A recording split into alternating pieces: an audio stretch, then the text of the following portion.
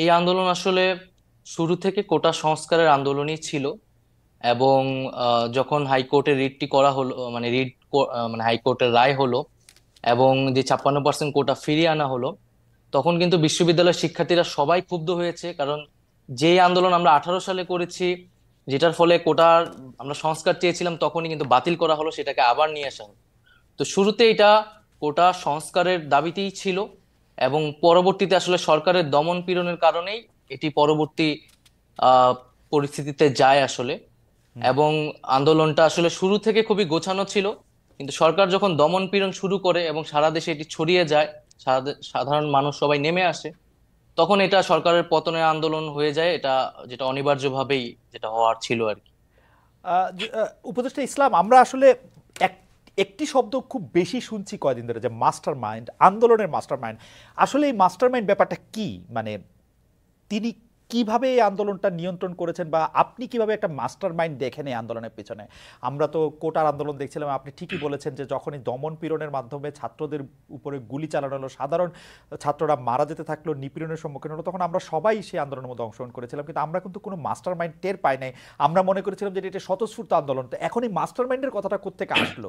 মানে গত 7 দিন, 10 দিন, 15 দিন ধরে এটা আমরা শুনছিলাম, এখন তো প্রফেসর ইউনূস সেটিকে পরিচয়ই করিয়ে দিলেন যে হ্যাঁ, he was a master mind of all those things.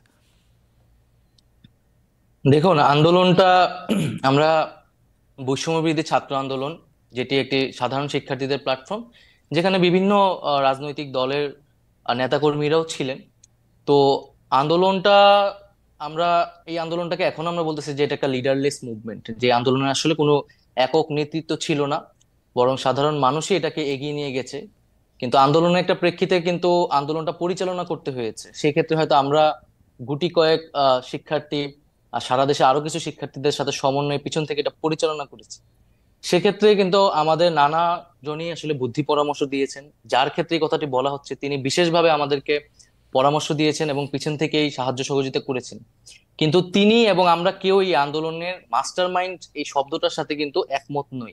সেটি হয়তো ভালোবাসার জায়গা থেকে অনেকে বলছেন, ডক্টর ইউনূসও সেটা বলেছেন, কিন্তু আমরা আসলে এটা এমন ভাবে দেখতে চাই না। আমরা এটা একটি জনতার স্বতঃস্ফূর্ত আন্দোলন হিসেবেই দেখি।